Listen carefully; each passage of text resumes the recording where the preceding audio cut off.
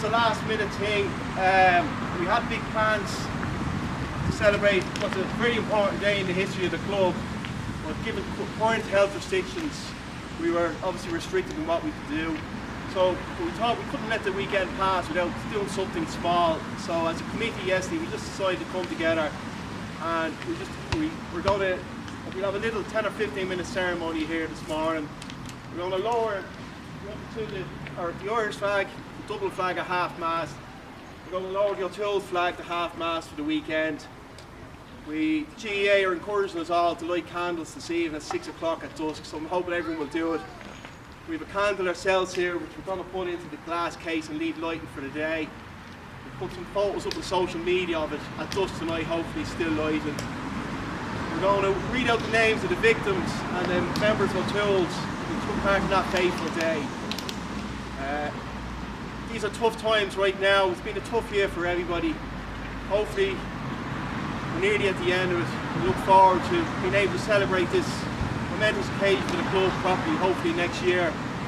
The GAA have been fantastic this week. People looking at things on social media. I know they've something on tonight with the Leinster final. We see the Tipperary team wearing their jerseys tomorrow. It's fantastic.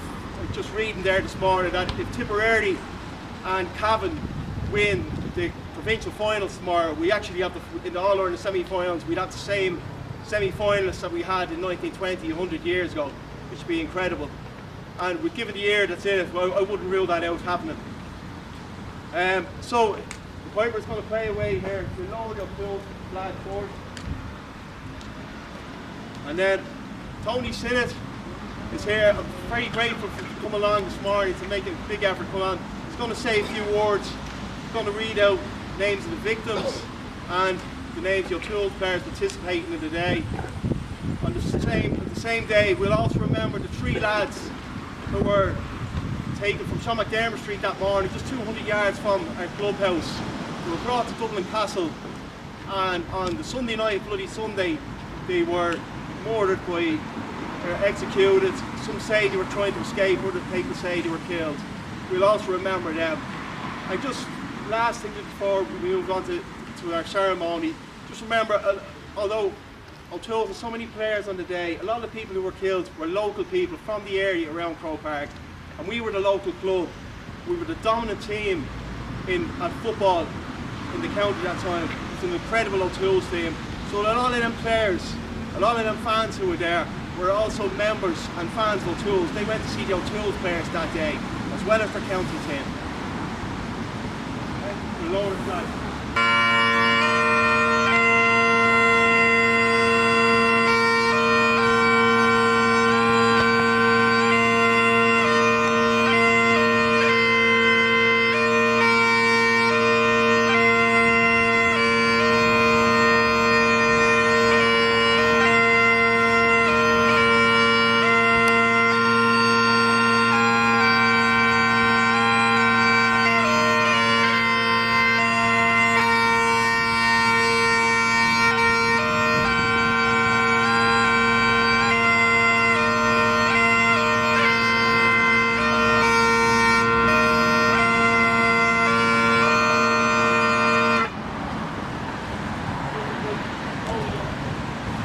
The victims on the day, there were 13 people killed on the day.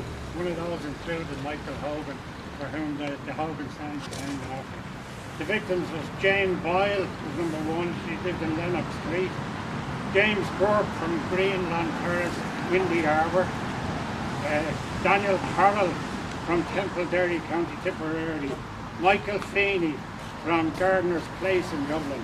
Then we had Michael Hogan, who was one of the Tipperary players.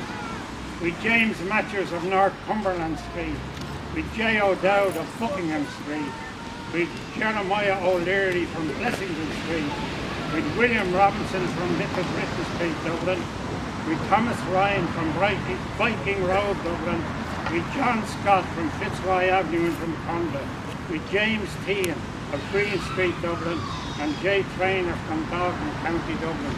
They were all the victims who died. Were killed by the Black and Tans on the day. Now the O'Tooles players, O'Tooles are represented by 12 players on the day in question. They'd 9 in the actual team and they'd 3 in the subs. And the players were John MacDonald, Paddy MacDonald, who was captain, Pat Carey, Willie Robbins, Joe Sinnott, John Riley, Jack Carey, John Sinnott, and Stephen Sinnott, who was my father. And his daughter, Doreen, is here somewhere around. Doreen is here, daughter Stephen. And the subs on the day were Tom Carey, Joe Norris, and Tom Fitzgerald. And my father, just a few words down, kind of a little story.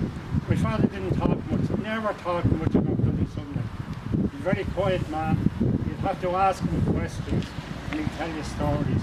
One little story I will tell you that he told me, that himself, Tom Ryan, who was captain of the Tipperary team, and Michael Hogan were down at the Hill 16 and just to the right of the goal when the shooting started.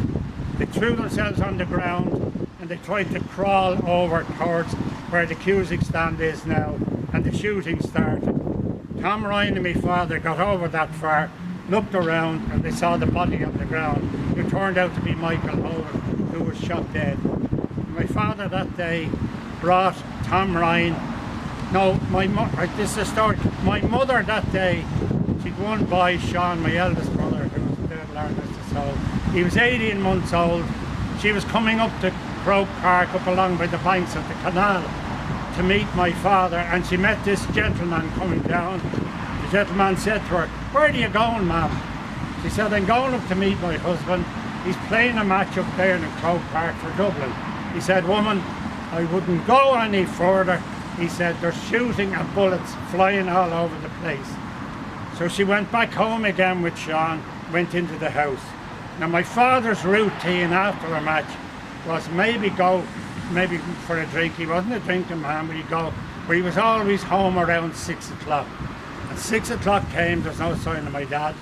7 o'clock came, there's no sign of the dad. 8 o'clock came, there's no sign of my father. And about between 8:30 and 9, the key had turned in the door.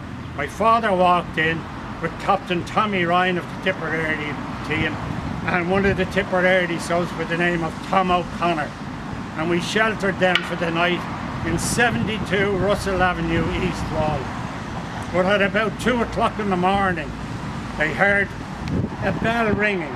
Now, if anybody knows, the Black and Tans at the time had these lorries, they were called tenders. And they had seats in the back and they used to sit along, but they had a bell on the top of the cabin. And they were coming up over Johnny Cullen's Hill down in the East Wall, and the bell went off. And lucky enough, the folks in my house heard it. And my father, Tommy Ryan and Tommy O'Connor, did a runner out the back and they hid in the fields at the back. There were fields at that time in Russell Avenue. They hid down the rushes and the dirt and everything. Black Cathans came around into Russell Avenue. They raided a door 2 doors away. They took 3 people out into the middle of the street and just bang, bang, bang, shot them there and then and went off themselves. And that is a true story. My father told me that story. So that's about the size of it. And Lord rest the soul to all those people who died. Thanks very much. A minute's silence for all the victims on the day, on time and here. And I think at the end we just give another round of applause. Specifically for Tony and Doreen. We're very grateful and grace that they came this morning. I'd just say, Tony, you've just shown me there. I'm just sorry. I forgot to show them. See that there? That is the original ticket from Bloody Sunday given to me by my father. It was 1 shilling old. That ticket is 100 years old now today. It's brand new. I've had it since my dad passed away. That's the original ticket of the match. Fantastic, Tony. You might often see it printed in the papers and all. That's an original ticket of the match. We'll have a minute's silence and then a round of applause at the end. Okay?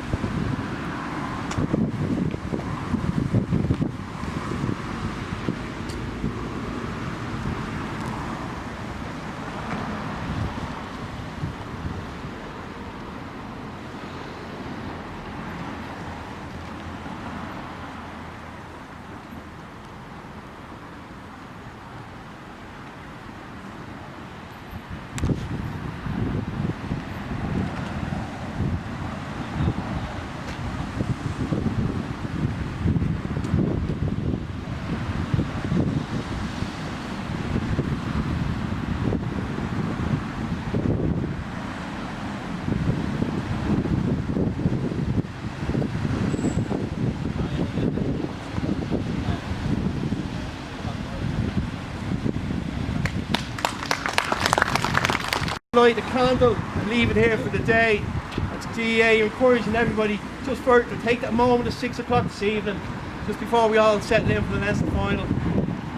Watch Dublin beat Meath. We'll light your candles, put them in the window. We'll have our candle in here for the day. Thanks for everyone to come along. I know it was short notice, but it had to be. We'll remember this, as I said before, earlier, that when the time comes when things are better, we will remember this day, this weekend, properly and give it the respect and remembrance it deserves. So our President Brendan has a candle here. He's going to bring it up. Tony's going to place the candle. Look at this.